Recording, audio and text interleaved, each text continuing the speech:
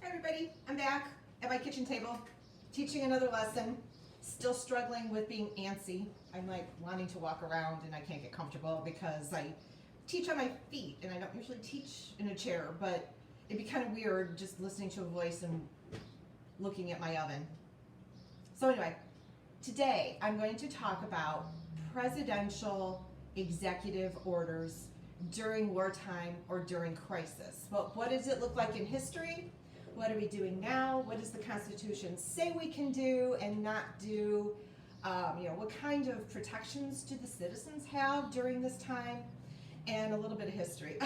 This is Mayhem saying hi. She's like, pay attention to me, Mom.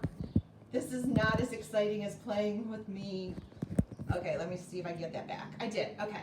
Honey, you gotta get down. Mommy's teaching. Okay, let's see if she listens. Anyways, the Congress grants broader powers to the president during this time that he normally would, or she someday, would normally never have. There's nothing in the Constitution that says this is what you need to do, but that's why they put in that elastic clause. That elastic clause, kind of like I said, was like a rubber band where the powers can be stretched a little bit more than needed in normal times. So the Constitution doesn't say anything, but again, the elastic clause in the Article 2 where it says how to make a president's job description never says anything about that. Although he does have broad powers in wartime, he still has to be checked with judicial review. If you remember, judicial review is the power of the Supreme Court to tell any branch that what they're doing is violating some fundamental, unalienable rights of the citizens. So that's, well, let me just go on to the next one. I know this is kind of rough. It's kind of like I've not ever taught this, and this is kind of like my first hour problems. If you were ever in my first hour, hashtag first hour problems. I worked out all of the kinks, and then by 6th hour it was my jam, but it's a little rough. So let's try again.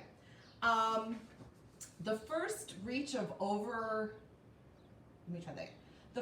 overreach of presidential powers actually came from none other than George Washington. You guys may recall we were talking about the Whiskey Rebellion, where the tax on whiskey on the other side of the Appalachian Mountains, they were really mad about the taxes and they were protesting, and George Washington sent, was it 12 or 13,000 troops over there to squish this and say, no, you have to pay the tax. We'll lower it, but you're still going to have to pay the tax.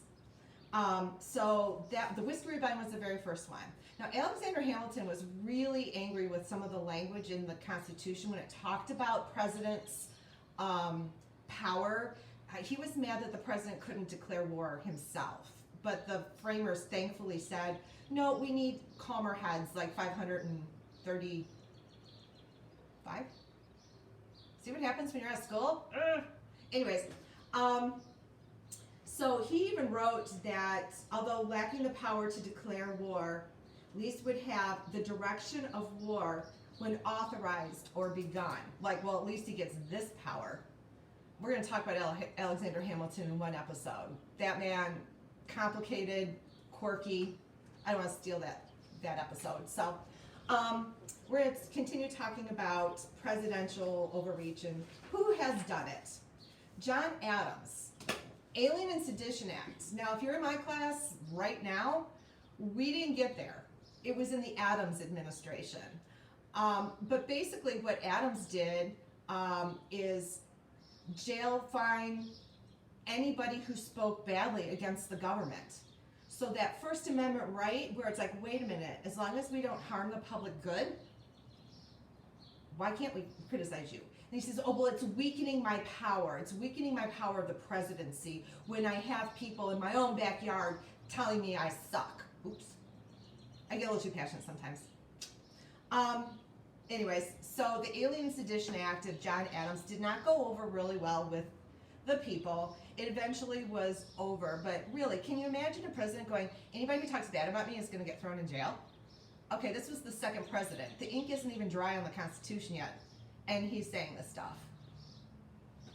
That's John Adams for you. Abraham Lincoln did this in the Civil War, the writ of habeas corpus, which is a very fancy Latin word, but basically he can put people in jail whenever he wanted to. He did this a lot in Maryland because Maryland was a slave-holding Union state. And Lincoln needed Maryland to stay in the Union.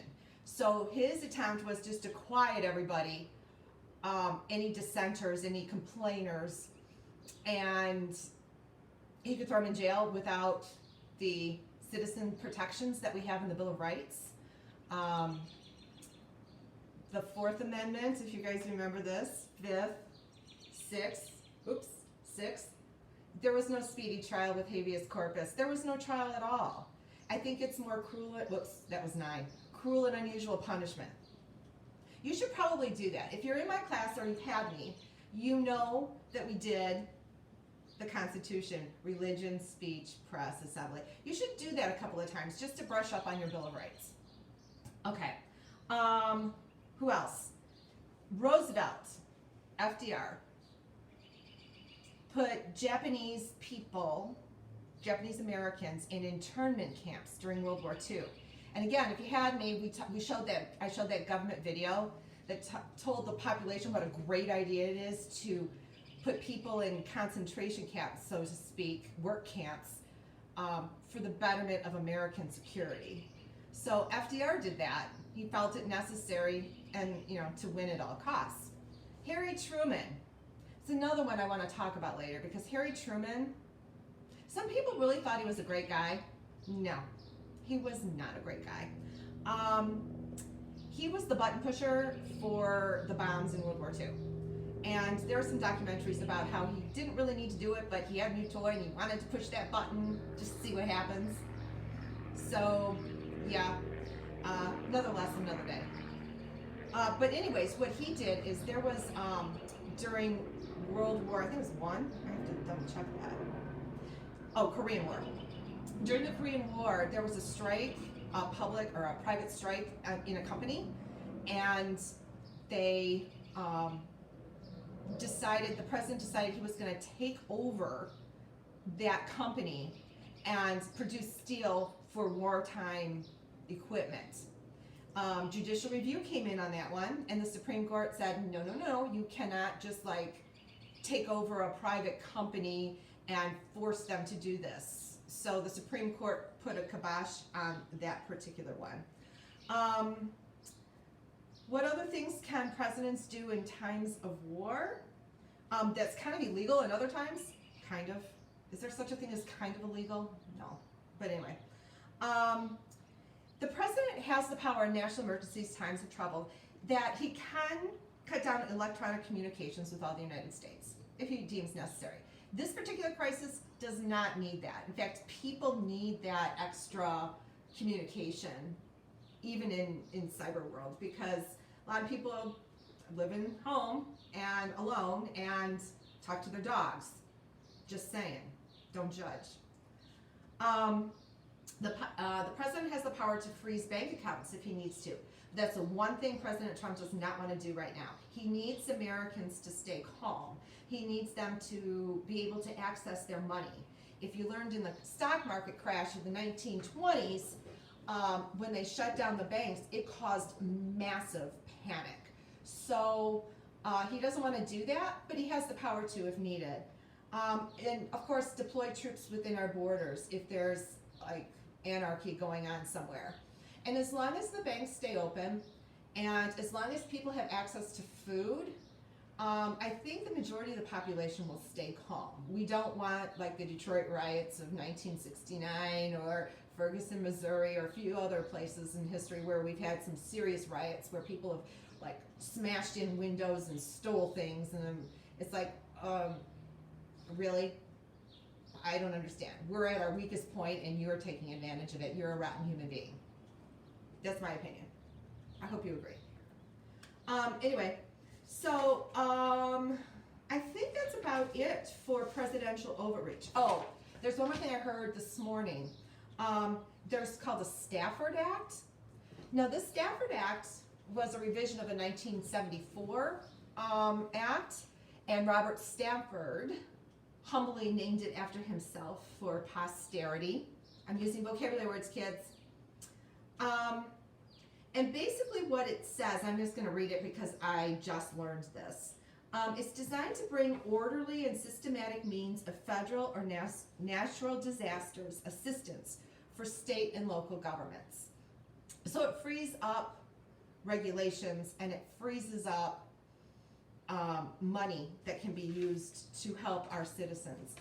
There was talk of medical professions. If you are a nurse, a retired nurse, or a nursing student, I have a couple of parents, former parents of mine that like are so close to being done with their nursing degree, and yeah, they canceled school and she couldn't get her license, but at the same time she could help.